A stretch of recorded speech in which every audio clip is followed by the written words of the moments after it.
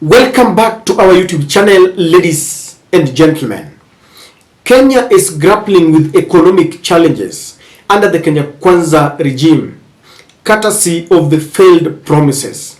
When the Kenya Kwanza team stood on their campaign platforms, they promised Kenyans that they were going to build an economy that was going to be friendly, pocket friendly, to the hustlers and the mama mbogas and the watu wa boda boda.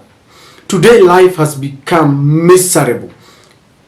The taxes and all the promises that cannot be achieved. Instead of facing the reality, they are now blaming the former regime. They keep on promising and people are wondering what is wrong. The Kenya Kwanza team is a shadow of their former selves. The plans are not working. That is not even surprising.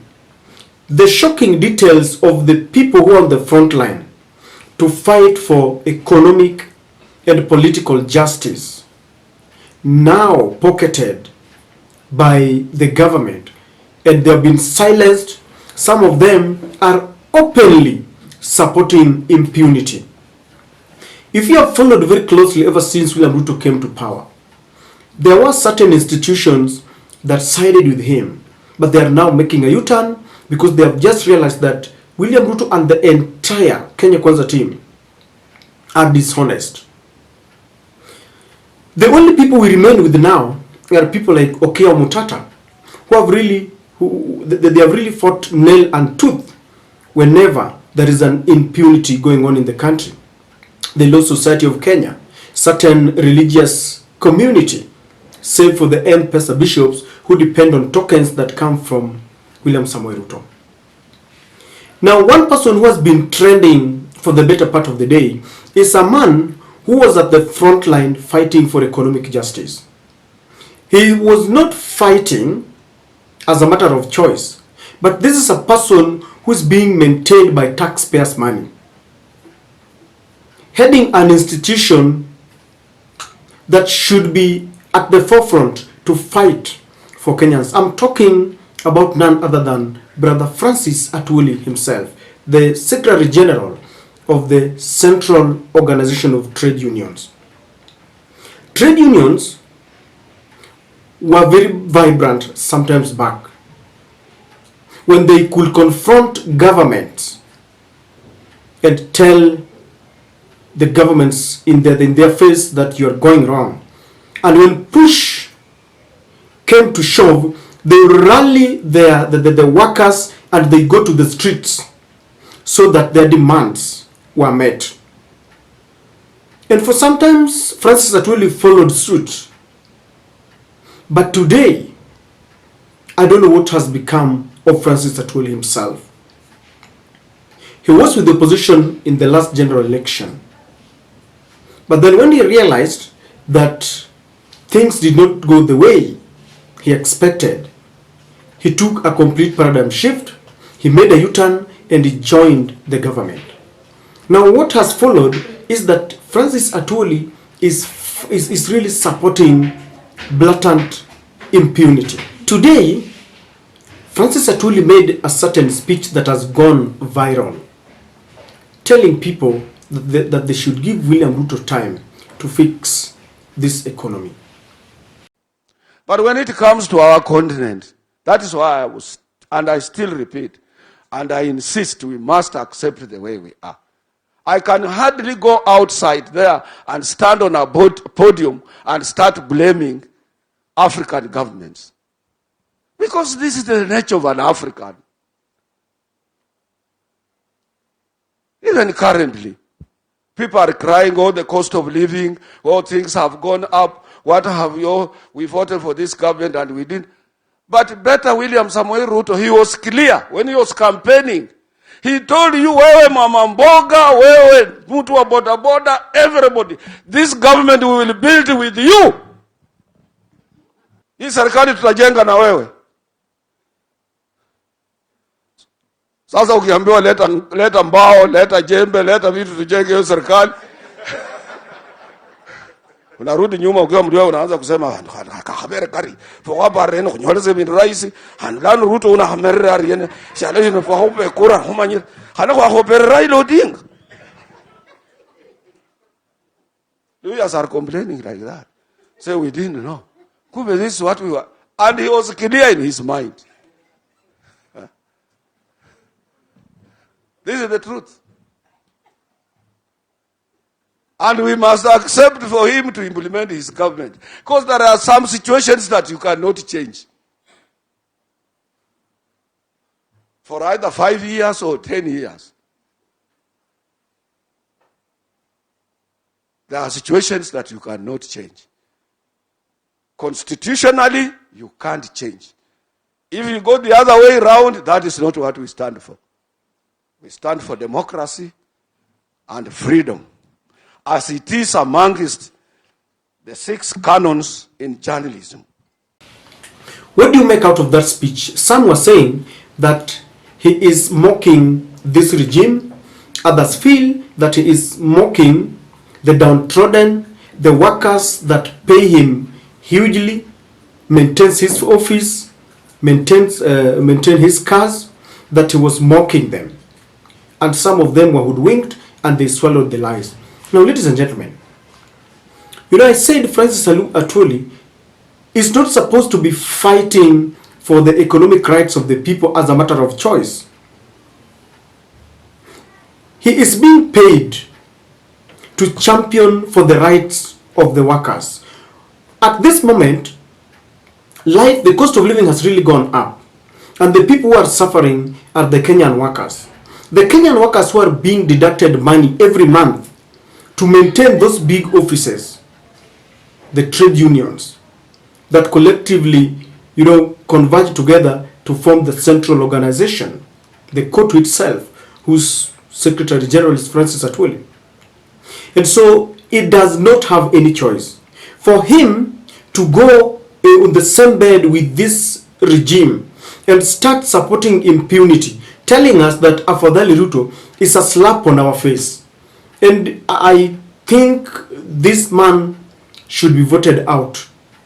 Because there is no need of paying someone with the very little cash, hard-earned cash from Kenyans, yet is doing nothing. When the courts ruled that the housing levy was illegal, Fernandez Baraza, who is the governor of Kakamega, rushed and tweeted that now Francis Atwoli should be at the forefront of fighting for the Kenyan workers so that the money that has been deducted should be reverted back to them. And you know, a few hours after that ruling, the government kind of appealed through their lawyer, Murugara, and there was a U-turn. The judges ruled that the government will continue collecting that money until 2024. And Francis Atwoli is very quiet. When the taxes were being imposed on Kenyans, the 16% on fuel, he was very quiet. People were not even being paid to fight for the Kenyan rights. And at the forefront, people like Okia Omutata and the Law Society of Kenya and all those people. And you wonder why someone who is being paid, his offices are being maintained, they live largely on people's money, are now very quiet. Now, to make it even worse, you'd rather be quiet and just be quiet peacefully. But then he's now trying to tell us that William Ruto is the best government that we've ever had. There is this tweet that was coming out about people are wondering why the government is saying that they don't have money. Yet money, there's something that people think is money laundering. People are carrying money in bags. There was a tournament that was being sponsored by the majority leader in the Senate, Aaron Cheriot, the kind of football clubs that these MPs and senators would sponsor. And then money was carried in cartons and boxes to go and award the winners. And it has gone viral. And you see, people are tagging there, give William Ruto time to fix this economy.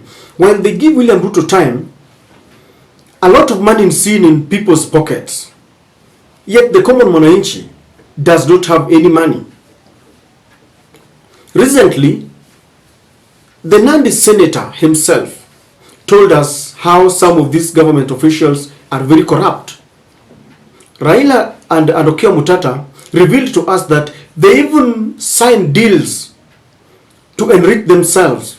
After increasing and imposing taxes on petroleum products, they go ahead and inflate those prices to enrich them. David D himself, a man who is concerned by a man who is supposed to be advising the Kenyan government on matters economy, came out and revealed to us that this government is full of wastage. Yet this is the government that Brother Francis Atwoli is telling us to give time.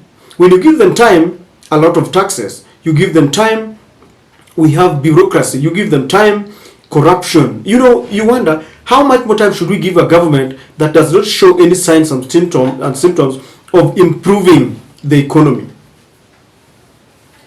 And I'm just wondering. Kenyans, I'll repeat what I've always said here.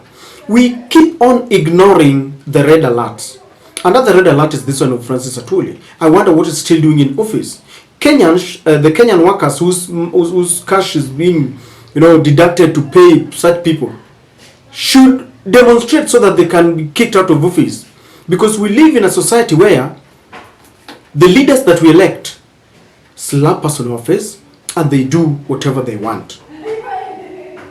If Francis Atwoli would contest for any political seat, I think people would really teach him a lesson. And I wonder why some people still clap for him when he says such things. Anybody who's coming to us and telling us that William Ruto is good, this government should be given time, is really testing our faith.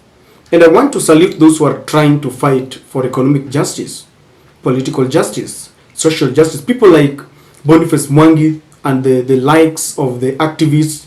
Governments don't listen to negotiations. And that's why the government needed a lot of pressure, especially from Atwoli. Kenyan workers are in millions, even though that number is going down because even the employment rate is going down. The unemployment rate is now shooting up. We have investors running away. Madam Suluhu, the other day, the Tanzanian president was mocking us that there is a lot of animosity in the country and the cost of doing business is even exorbitant, and so they are running away. We are threatening some of them like Rai. What is really happening? Instead of looking at all this and put them together, Francis Atwoli is telling us that we should tolerate this government. A government that many feel should not be given a day in office. Let me ask you, does Atwoli want to tell us that he doesn't know that this country has been sold to the West? Because we are now following in the footsteps of whatever the West wants. We have lost our culture. When we accept LGBTQ, the culture is gone. Yet we still have leaders who tell us that they are chosen from God. When we are selling the food industry, the fertilizer, the animal feeds to Bill Gates and the American companies, Atwoli wants to tell us that he does not realize what is happening in the country. I have a problem with our COTU General Secretary. And if you look at the tweet, is really trending. We should reject such leaders. In fact, these are the moments when we know who is our friend fighting for us. Because a lot of those independent institutions and persons have gone to bed with William Ruto. If there is one person who I did not know could be compromised, was Francis Atwoli. I know other institutions like maybe the IEBC, the courts, they have been captured. But people who we maintain with our monies should not be compromised at all. I don't know what you think, ladies and gentlemen, but such leaders who are now sleeping with the government and entertaining impunity and slapping people in their face, laughing at them and teasing them, should be rejected completely.